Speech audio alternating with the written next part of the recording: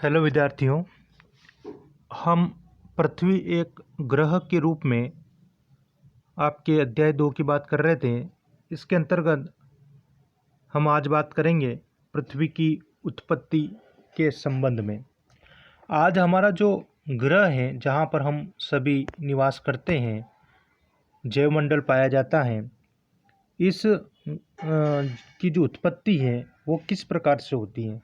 तो इसको समझने के लिए हमें जो है जो बाकी के जो ग्रह हैं, सूर्य हैं, या हमारा जो सौर मंडल है, ये किस प्रकार से बना, आगे ब्रह्मांड कैसे बना, ये सारी चीज़ें हमको जो है पढ़नी है, समझना इनको पड़ेगा। तो इसमें हम बात करें तो पृथ्वी की उत्पत्ति के संबंध में अनेक जो दार्शनिक और वैज्ञानिक हुए हैं, उन्होंने अपनी जो परिकल्पनाओं को जो है प्रस्तुत किया है। हाइपोथेसिस है ना, परिकल्पनाओं को दिया है। और इन परिकल्पनाओं जो परिकल्पनाएं इन्होंने जो दी हैं, उनमें कुछ आपके जो सिलेबस के अंतर्गत हैं, उनको आपको ध्यान रखना है कि किस दार्शनिक, किस भूगोलवेत्ता, किस वैज्ञानिक ने कौन सी परिकल्पना को प्रतिपादित किया है, उस परिकल्पना में क्या चीज़ें उन्होंने बताई है। तो मैं आपको इस क्लास में यही चीज़ें आपको क्लियर करने की कोशिश करूँगा। आप इनको ध्यान से सुने और जो चीज़ें लगे आपको तो वो नोट करें। कोई क्वेश्चन हो तो कमेंट बॉक्स में आप मेरे को बताएं। सबसे पहले परिकल्पना की हम बात करें तो इनमें जर्मन के दार्शनिक जो काफ़ी प्रारंभिक तौर पर काफ़ी लोकप्रिय हुए, उनमें नाम आता है इमैनुअल कांट का। किसका नाम आता है? इमैनुअल कांट का नाम आता है।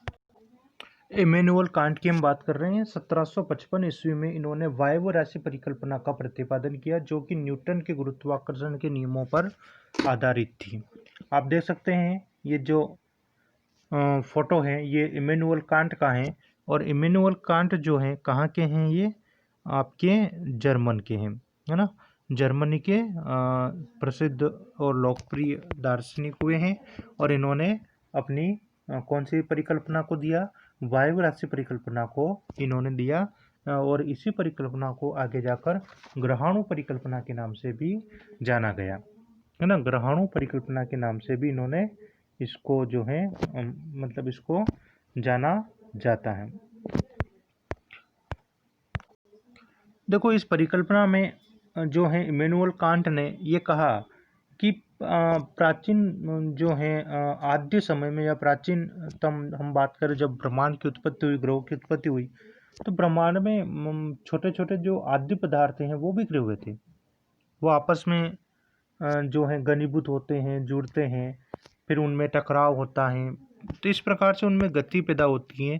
तो इस प्रकार से इन्होंने अपनी परिकल्पना में जो है इन्होंने दिया है। और आगे जाकर जो है एक पिंड के रूप में वो गर्म जो है निहारिका के रूप में, नेबुला के रूप में बन जाता है, या उसका विकास हो जाता है। इनकी परिकल्पना में काफ़ी जो असमानताएं वैज्ञानिकों को और अनेक भूगोलवेत्ताओं को दिखी, और बाद में इसमें जो है इन्होंने संशोधन किया। आपको आपके हिसाब से आपको ये याद रखना है कि इमैनुअल कांट जो 1755 में इन्होंने जो है अपनी परिकल्पना को दिया, कहाँ के थे? ये जर्मनी के थे, दार्शनिक थे। 1755 में परिकल्पना को दिया। कौन सी परिकल्पना को दिया? वायव्य राशि परिकल्पना का प्रतिपादन किया। और ये न्यूटन के गुरुत्वाकर्षण नियमों पर जो है आधारित थी। आगे हम बात करें तो लाप्लास की निहारिका परिकल्पना आती है। लाप्लास जो थे ये जो है गणितज्ञ थे, और 1796 के अंतर्गत लाप्लास ने जो है कांट की परिकल्पना में, कांट कौन? इमैनुअल कांट की परिकल्पना में जो है संशोधन करके अपनी जो निहारिका परिकल्पना को इन्होंने दिया था। इनका जो इसका जो उल्लेख है लाप्लास की निहारिका परिकल्पना को जो है 1796 में दिया लाप्लास ने दिया था। और इन्होंने क्या किया था? इमैनुअल कांट की परिकल्पना में संशोधन किया था। लाप्लास की पुस्तक थी exposition of the world system. क्या नाम था? Exposition of the world system. इसमें जो है लाप्लास ने जो है निहारिका परिकल्पना को प्रस्तुत किया था। आगे हम बात करें तो एक और आपके इसमें आता है द्वितारक परिकल्पना। तो द्वितारक परिकल्पना के अंतर्गत आपके चैम्बरलेन और मोल्टन का नाम विशेष तौर पर आता है। इन्होंने दो तारों से ग्रहों की उत्पत्ति को माना है। दो तारों से ग्रहों की उत्पत्ति को माना है।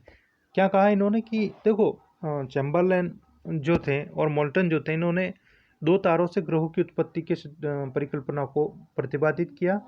इसमें इन्होंने कहा कि ब्रह्मांड में दो तारे थे, एक तो सूर्य था और एक उसका साथी बड़ा तारा था। तो जब सूर्य के नज़दीक से जो बड़ा तारा जो था वो गुजरता है तो क्या होता है, इनमें जो है सूर्य से कुछ भाग जो है गुरुत्वाकर्षण बल के द्वारा हट जाता है और वो जो है उसके आसपास बिखर जाता है छोटे छोटे टुकड़ों के रूप में, ग्रहाणु के रूप में।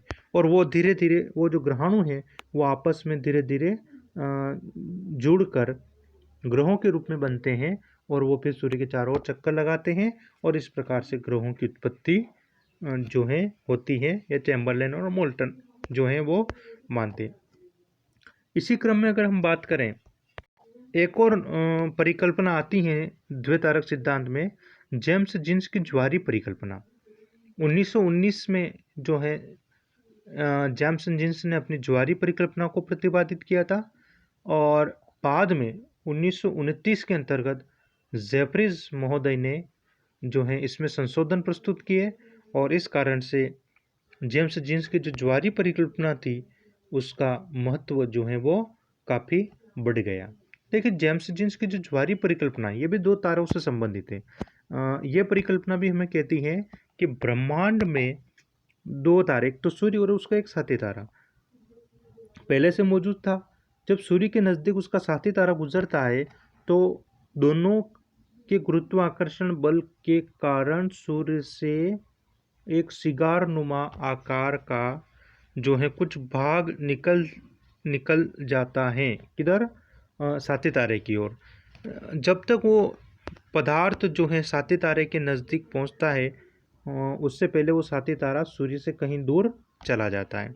इस कारण जो निकला हुआ भाग था वो क्या करता है, सूर्य के चारों ओर चक्कर लगाने लगता है और धीरे धीरे क्या होता है कि वो जो है उसके 9 टुकड़े होते हैं और वो 9 टुकड़े ही आगे जाकर क्या बनते हैं, ग्रह के रूप में। इसमें देखना, एक जो भाग जो सूर्य से निकला था वो डंबल जैसी आकृति का, यानी कि बीच में तो मोटा था और दोनों साइडों की ओर, दोनों किनारों की ओर क्या था, वो छोटा। और ग्रहों का निर्माण भी उसी क्रम में हुआ। जैसे कि आप देखते हैं कि सेंटर में यानी बीच में जो हमारा ग्रह आता है बृहस्पति, वो सबसे बड़ा ग्रह है ना। उसके बाद में जैसे आप यहाँ देख सकते हैं, है ना, ग्रहों का जो क्रम है वो आपको यहाँ पे दिखाई दे रहा है। कैसे आप यहाँ देख सकते हैं इनको, जैसे सबसे पहले आता है आपके बुध, है ना, बुध के बाद आता है आपके शुक्र, फिर आता है पृथ्वी, फिर आता है मंगल, फिर आता है बृहस्पति, फिर आता है आपके शनि, फिर आता है आपके अरुण और फिर आता है आपके वरुण। तो यहाँ पर आप इसको समझ सकते हैं। देखें, ये तो है सूर्य, ठीक है। तो यहाँ ग्रहों का क्रम जो दे रखा है, इसमें सबसे बड़ा जो ग्रह है वो सबसे बीच में है। आप देख सकते हैं ये सबसे बड़ा ग्रह है, वो कहाँ है, सबसे बीच में, बृहस्पति। और उसके दोनों ओर क्या है, ग्रहों का जो आकार है वो कैसा होता जाता है, छोटा होता जाता है। तो इसी क्रम में एक जो है सिगार जो है वो सूर्य से अलग हुआ था और यही सिगार जो है सूर्य के चारों ओर क्या करने लगा, चक्कर लगाने लगा और अलग अलग टुकड़ों में बट गया और यही आगे जाकर क्या बना, ग्रह बना। देखिए, आप अभी वर्तमान समय के अंतर्गत 8 ग्रहों के बारे में पढ़ते हैं, लेकिन मैं आगे आपके चैप्टर में ही आपके आगे क्लियर हो जाएगा। पहले क्या था कि 9 ग्रहों को मानते थे। एक प्लूटो था, उसको भी ग्रह के रूप में मानते थे, लेकिन अंतर्राष्ट्रीय खगोलीय संगठन ने अपनी बैठक अगस्त 2006 के अंतर्गत प्लूटो को बौने ग्रह का दर्जा दे दिया। और वर्तमान के अंतर्गत हम बात करें तो हमारे कितने ग्रह हैं, 8। कौन कौन से? बुध, शुक्र पृथ्वी मंगल शनि बुध शुक्र पृथ्वी मंगल बृहस्पति शनि अरुण और वरुण, ये आपके 8 ग्रहों के बारे में हम वर्तमान में पढ़ते हैं। तो इस प्रकार से मैं आपको वापस रिपीट कर देता हूँ, वेरी इंपॉर्टेंट है आपके। देखें इसमें एक तो इमैनुअल जो परिकल्पनाओं की बात कर रहे हैं ना, इमैनुअल कांट की परिकल्पना, कौन सी परिकल्पना कही जाती है, वायव्य राशि परिकल्पना, और उसके बाद लाप्लास की निहारिका परिकल्पना, और उसके बाद लाप्लास की निहारिका परिकल्पना जो है आपके कांट के परिकल्पना में संशोधन करके गणितज्ञ लाप्लास ने इसको दिया था, और इसका उल्लेख exposition of the world system में मिलता है आपको। किसकी पुस्तक ये है, लाप्लास की है।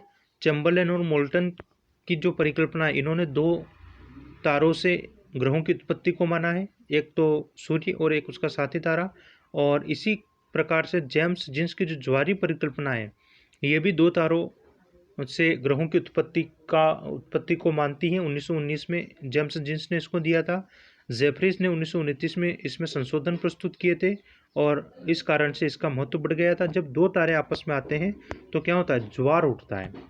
ज्वार उठने के कारण ही वो मैंने आपको कहा था भी कि नेबुला, यानी कि इस प्रकार से एक जो है डंबल के आकार का भाग जो है सूर्य से अलग होता है, और उसी क्रम में ग्रहों का निर्माण होता है। उसके बाद एक और आता है आपकी 1950 में रूस के ओटो शिमिड और जर्मनी के कार्ल वाइजेस्कर ने भी निहारिका परिकल्पना में संशोधन प्रस्तुत करके नई निहारिका परिकल्पना को इन लोगों ने प्रतिपादित किया था। यहाँ तक आप ये टॉपिक आप क्लियर करें।